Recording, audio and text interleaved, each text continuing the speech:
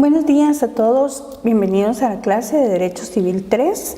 Es nuestra semana 9 de trabajo y el tema para esta semana es de la aceptación y de la renuncia de la herencia. El objetivo de nuestra clase es que todos ustedes como estudiantes sean capaces de comprender los conceptos e implicaciones de la aceptación y de la renuncia de la herencia. ¿Qué es la aceptación de la herencia? La aceptación de la herencia puede ser expresa o tácita, nos dice el Código Civil. ¿Qué quiere decir esto? Que nosotros podemos decir sí la aceptamos o simplemente entrar en posesión de las cosas que están heredándonos, que nos están cediendo, y esa es una forma de aceptación. El heredero acepta expresamente la herencia manifestándolo al juez o pidiéndole posesión de los bienes o usando el título o de la calidad de heredero que tiene, que es un instrumento público. Todo esto nosotros lo encontramos regulado en el artículo 1026 y 1027 del Código Civil. La aceptación expresa también puede hacerse ante un notario, en virtud de que el Código Procesal Civil y Mercantil permite que los procesos sucesorios sean tramitados también ante notario. Aceptar el heredero tácitamente entrando en posesión de la herencia o practicando actos para los cuales no tendría derecho sin ser heredero. En ambos supuestos, dice la aceptación expresa o aceptación tácita, el Código Civil presupone la previa declaración de heredero, ya sea por un juez o por un notario, de conformidad como se haya llevado el proceso, si el proceso ha sido notarial o si ha sido judicial. Sin embargo, al tenor de lo dispuesto en los artículos 462 y 479 del Código Procesal Civil y Mercantil, la aceptación puede ser hecha por los presuntos herederos en la junta que dichos artículos prevén. Cuando hay una aceptación de herencia, va a haber una reunión de todos los llamados a heredar. En esta reunión, en esta junta de herederos, es donde uno puede hacer una aceptación expresa o una aceptación tácita de lo que el causante está destinando para nosotros en un determinado momento como herederos o legatarios. El término legatario lo vamos a conocer en la clase posterior. Continuando con la aceptación de la herencia, dispone el Código Civil que la herencia instituida a favor de una persona jurídica, menores o incapacitados, será aceptada por sus representantes legales. Esto lo encontramos nosotros fundamentado en el artículo 1029, en la primera parte del 1029. Recordemos nosotros que nosotros ya conocemos del derecho civil qué es una persona, qué es la personalidad, cuáles son los atributos de la persona. La persona puede tener una capacidad relativa, puede tener una capacidad absoluta, puede tener una capacidad de goce, puede tener una capacidad de ejercicio. Cuando una persona no tiene estas capacidades, una persona está incapacitada o está en estado de interdicción, siempre va a tener una persona que la represente. De igual forma, las personas jurídicas que no son personas naturales, que también hemos visto la diferencia entre una persona jurídica y una persona natural, las personas jurídicas tienen a un representante de las mismas. Por lo tanto, una herencia recaída, sea en una persona jurídica o sea en una persona natural, pero esta persona tenga un problema de discapacidad para poder representarse a sí misma, tienen que tener un representante que acepte esa herencia para ellos. La aceptación de la herencia no puede hacerse condicional ni parcialmente. Y una vez aceptada la herencia, el heredero es propietario de ella desde la muerte del causante y son suyos los frutos y ganancias y pérdidas de los bienes hereditarios. Esto lo encontramos en los artículos 1030 y 1032 del Código Civil. Tenemos que comprender que no podemos hacer una aceptación condicional. Yo no puedo decir sí acepto la herencia, pero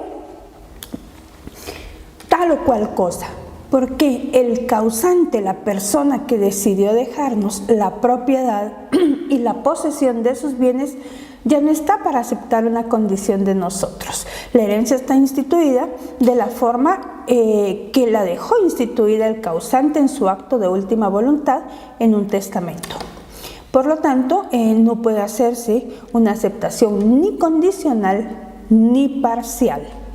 No puedo decir yo acepto de la herencia todos los beneficios que ésta tenga, mas no voy a aceptar las responsabilidades que conlleven tales beneficios. No puede condicionarse de esa manera. También podemos tener una renuncia a la herencia. La renuncia sobre esta materia dispone el Código Civil, que puede renunciar la herencia y los legados los que tengan libre disposición de sus bienes. Y para eso sí vamos a citar el artículo 1033 del Código Civil.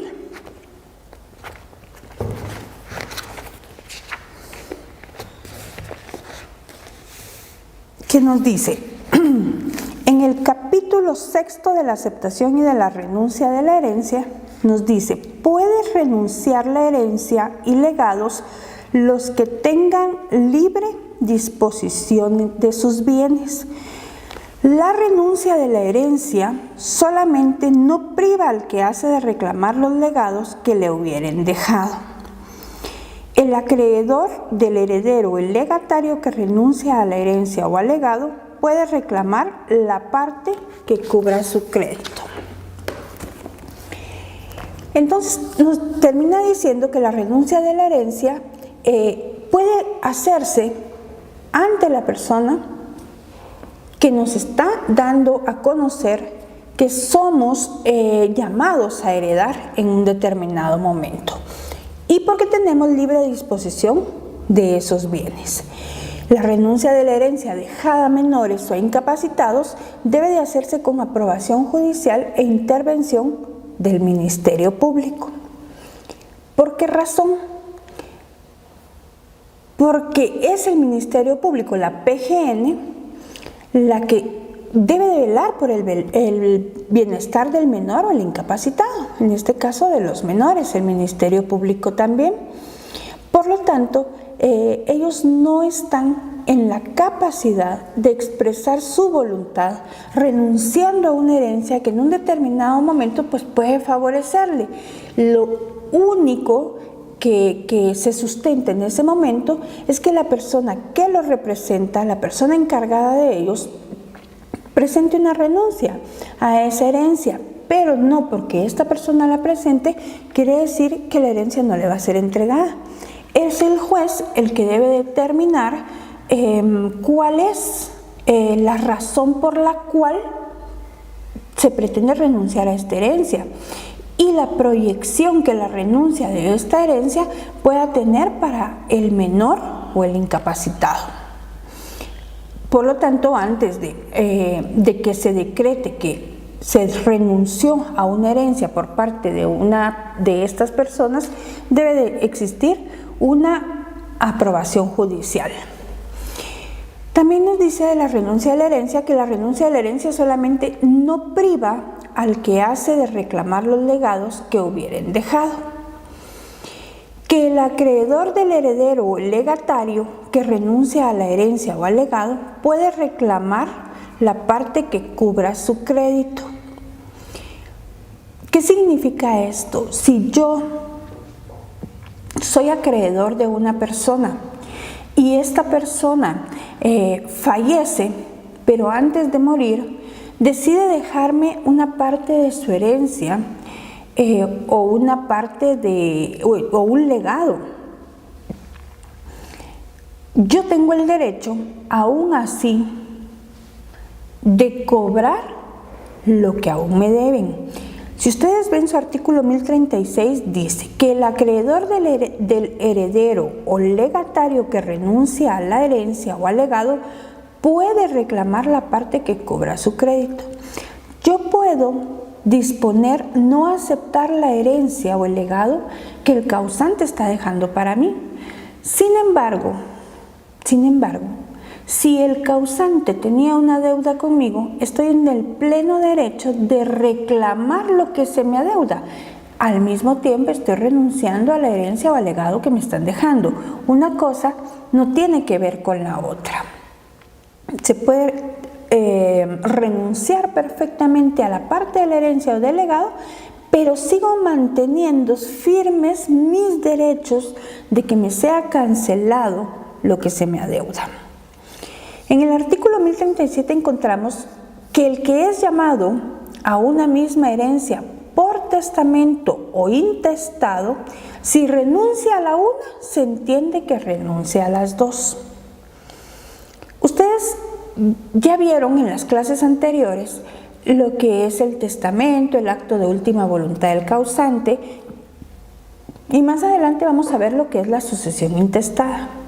Pero cuando una persona es llamada a recibir una herencia, pero resulta que el causante antes de fallecer únicamente dejó estipulado una cierta cantidad de bienes dentro de un testamento. Sin embargo, ya no incluyó otros bienes que fue porque pudo adquirir después o por otras razones no estaban incluidos dentro de ese testamento, y existe un heredero, varios herederos, y estos herederos están llamados a lo que está estipulado en el acto de última voluntad, mas no en el intestado. El heredero puede renunciar a una teniendo que renunciar a la otra. No puede renunciar solo a una dejando la otra con la aceptación. Esto nos indica el artículo 1037. La renuncia de la herencia nos sigue diciendo que si el heredero renuncia a la herencia en perjuicio de sus acreedores, pueden estos, siempre que sus créditos sean anteriores a la renuncia, pedir al juez que los autorice para aceptar en nombre de aquel. En este caso, la aceptación solo aprovechará a los acreedores hasta el monto de sus créditos, correspondiendo el exceso, si lo hubiere, a los herederos que sean llamados por ley. Si yo soy acreedora, tengo el derecho de que se me pague lo que se me debe.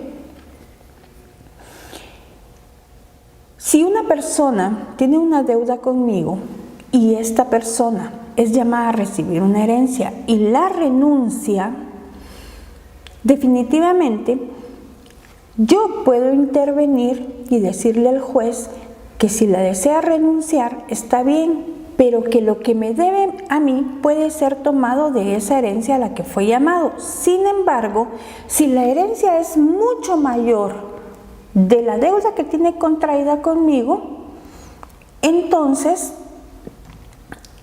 solamente la herencia va a cubrir lo que a mí se me debe y lo demás será repartido dentro de los otros herederos. De esta forma vimos hoy lo que era la renuncia de la herencia y tenemos algunos enunciados para que ustedes puedan captar y fijar en su memoria los conceptos que pudimos ver en esta clase. El primer enunciado es cómo puede ser la aceptación de la herencia. La aceptación de la herencia puede ser tácita y expresa. Tácita, entrando en posesión de los bienes, y expresa diciendo sí, yo la acepto. ¿Por quién será aceptada la herencia instituida a favor de persona jurídica menor o incapacitada? Por los representantes legales, ¿verdad? ¿Y quién aprueba la renuncia de la herencia dejada a menores e incapacitados? El juez con intervención del Ministerio Público. Esa fue la clase de la renuncia de la herencia. Nos vemos en la próxima clase de Derecho Civil.